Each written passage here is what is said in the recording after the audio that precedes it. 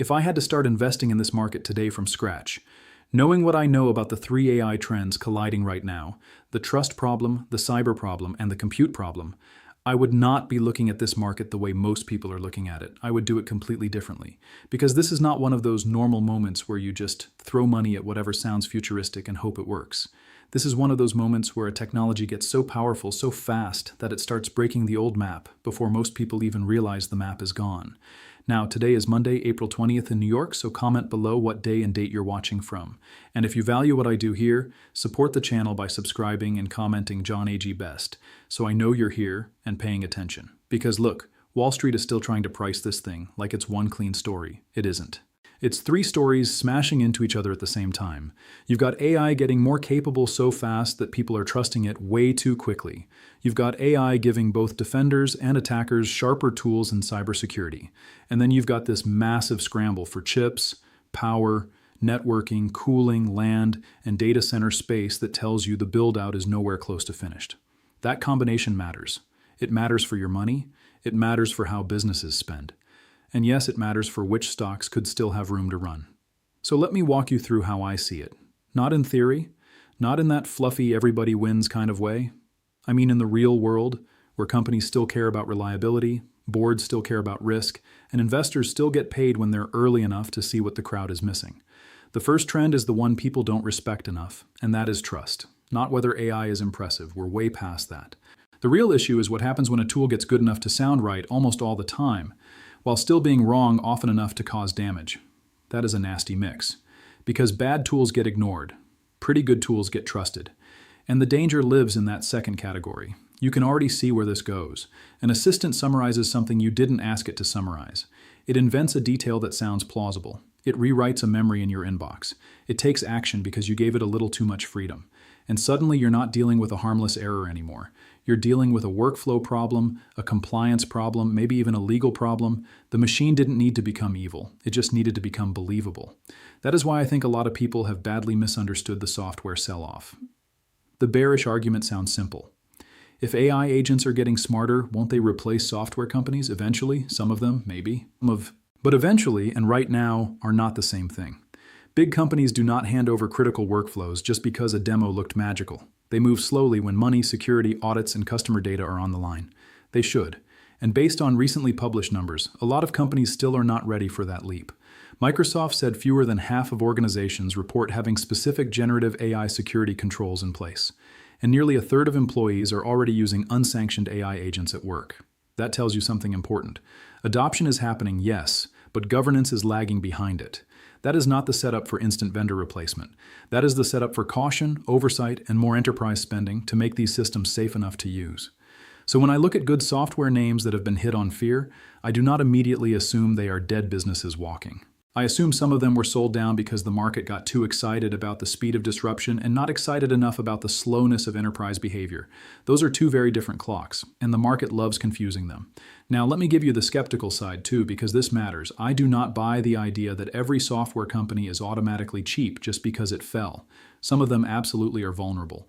If your product is shallow, if your data advantage is weak, if your switching costs are lower than investors thought, then yes, AI can put pressure on you faster than people expect. Even Reuters recently pointed out that proprietary data and deep customer entrenchment may be what separates the survivors from the future casualties. So no, this is not a blanket all clear for every cloud ticker with a nice logo.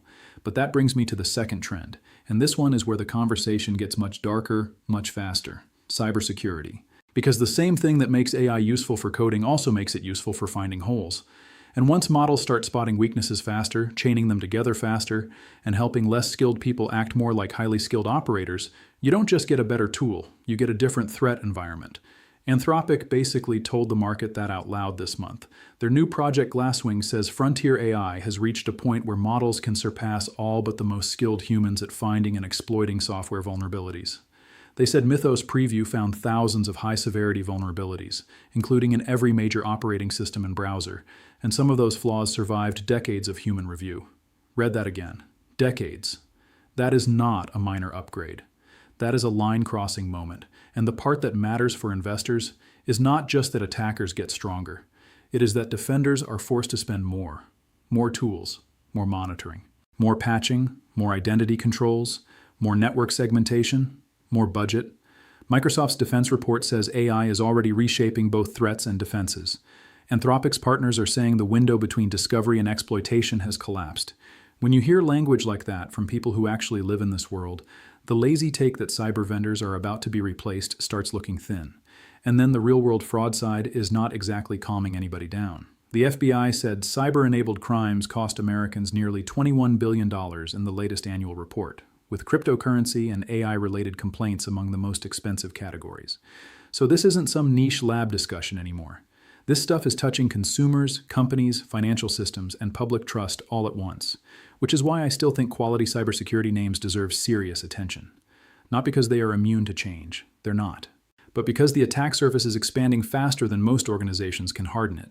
If the digital world gets weirder, faster, and easier to manipulate, spending on digital defense does not go away. It gets pulled forward. That leads straight into the third trend, and this is the one people can actually see with their own eyes if they stop staring only at chatbots. Compute, infrastructure, data centers, power, cooling, land, interconnection. This is where the AI story becomes physical. And once a digital revolution becomes physical, the timelines stretch out and the capex gets serious. The biggest companies in the world are telling you that with their checkbooks. Microsoft said it now operates more than 400 data centers across 70 regions and added more than 2 gigawatts of new capacity in a single year. Amazon's chief executive said the company is planning roughly $200 billion of capital spending this year, not on a hunch, but against customer commitments, with AWS carrying a big part of that. Alphabet said it expects about $175 to $185 billion of capex this year. Meta spent a little over $72 billion last year on capex alone. This is not dabbling. This is an industrial build-out, and it still may not be enough. The Department of Energy said just days ago that data center deployment, partly driven by AI, is a major factor in near-term power demand growth, and one estimate points to data centers consuming up to roughly 9% of U.S. electricity by the end of the decade. The IEA said data center electricity use jumped sharply last year, with AI-focused sites rising even faster. So when people talk about an AI shortage, don't reduce it to chips. The shortage is broader than that now. It's electricity, permits, substations, transformers, water, cooling, labor, and all the boring, ugly stuff that every real build-out eventually runs into. That is why I think the infrastructure story still has legs, even after huge moves in some of the obvious names. We are not at the end of the spending cycle. We are still in the part where demand keeps showing up in fresh corners of the stack. One quarter it is networking, another quarter it is power, then it is rack density, then it is memory, then it is data center landlords, then it is grid access. This is what big cycles do, they roll. So, if I were looking for 10 stocks to buy now around these trends, this is the basket I would focus on. First, Nvidia, still the clearest pure expression of accelerated AI demand. Second, AMD, because real competition for accelerated compute matters and budgets are too large to stay single vendor forever. Third, Broadcom, because the custom silicon and networking angle gives you a different way into the same capex wave. Fourth, Taiwan Semiconductor, because somebody has to manufacture all this ambition. Fifth, Digital Realty, because when compute is scarce, existing data center capacity becomes more valuable. Sixth, IBM, because it gives you enterprise AI, infrastructure exposure, and a business that still looks steadier than the market sometimes credits. Seventh, ServiceNow, because workflow software with real entrenchment is not the same thing as disposable software. Eighth, CrowdStrike. Ninth, Palo Alto Networks. And 10th, RTX, because defense, missile systems, and security spending do not exist in a vacuum when the world gets more unstable. Now, do I think all 10 move the same way? Of course not. That would be ridiculous. Some are cyclical, some are quality compounders, some are higher risk infrastructure expressions, some are tied to earnings this week. That's the point. I don't want 10 copies of the same stock wearing different clothes. I want exposure across the places where AI is pressuring the system, funding the system, and forcing people to spend. And yes, I am watching this week's earnings very closely, especially RTX, IBM, ServiceNow, and Digital Realty, because this is where story meets numbers. RTX reports Tuesday. IBM and ServiceNow come Wednesday. Digital Realty is Thursday. Those four matter because each one touches a different part of what I've just laid out: defense demand, enterprise infrastructure, workflow software, and physical data center capacity. The market is going to listen to what management says about budgets, demand visibility, AI monetization, and customer behavior. That's where the next clue comes from. If you're successful, share your success story in the comments so others can stay motivated. And let me be a little more precise on those four, because there's nuance here. With RTX, I'm not pretending it's some hidden gem nobody has discovered. It's not. But recent public filings show a backlog, and the company keeps pointing to sustained demand across both commercial aerospace and defense. In a world where missile defense and replenishment cycles matter more, that backlog matters. With IBM, I keep coming back to the fact that the business has real enterprise relationships, real infrastructure relevance, and management just said its generative AI book of business has moved past the low double-digit billions. That tells me the market may still be too casual about how sticky these customers are. With ServiceNow, the question is not whether AI changes workflow software. It will. The question is who gets paid while that change happens. The company posted another quarter of better than 20% subscription growth and remaining performance obligations growth in the mid-20s. That does not look like a business customers are abandoning overnight. And with digital realty, I don't need the stock to be cheap on every traditional metric. I need the underlying assets to become more strategically important as compute demand outruns build speed. The company release showed revenue growth in the mid-teens from a year earlier. That is not nothing. Also pay attention to what the market itself has been telling you during this latest wobble. Reuters reported that software names got hit hard on renewed AI disruption fears earlier this month, and then just days later, technology stocks helped push the Nasdaq back to record highs now. MarketWatch said the software ETF had its best day in a year during the rebound, with ServiceNow, Palo Alto, and CrowdStrike all jumping. That doesn't prove the danger is gone. It proves investors are trying to figure out whether AI is a destroyer, an accelerator, or both. My view is it's both. It destroys weaker business models and accelerates spending around the stronger ones. That distinction is where the money is. Now here is the bigger market point, because all of this stock-specific stuff sits inside a broader question. Why are stocks still acting strong when people keep worrying about war, inflation, rates, and all the rest of it? My answer is the same answer it usually is. Earnings, not headlines. Earnings. You can fight that if you want, but over time that is the engine. FactSet says the blended earnings growth rate for the first quarter is running a little above 13% right now, and nearly 9 out of 10 companies that have reported so far have beaten profit estimates.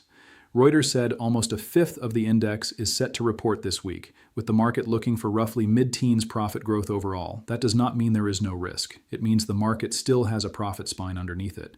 And if that spine holds, stocks are not nearly as expensive as the fear makes them feel. So no, I'm not bearish on stocks here. I'm selective. That's different. I think trust problems slow the software replacement story. I think cyber risk keeps security budgets alive. I think compute and energy bottlenecks keep infrastructure spending alive. And I think earnings, if they hold up, keep the broader market from rolling over just because macro people are having another panic attack on television. That's the board as I see it. This is for education and for thinking things through with a cool head. It's not personal financial advice. It's not a command to buy or sell anything.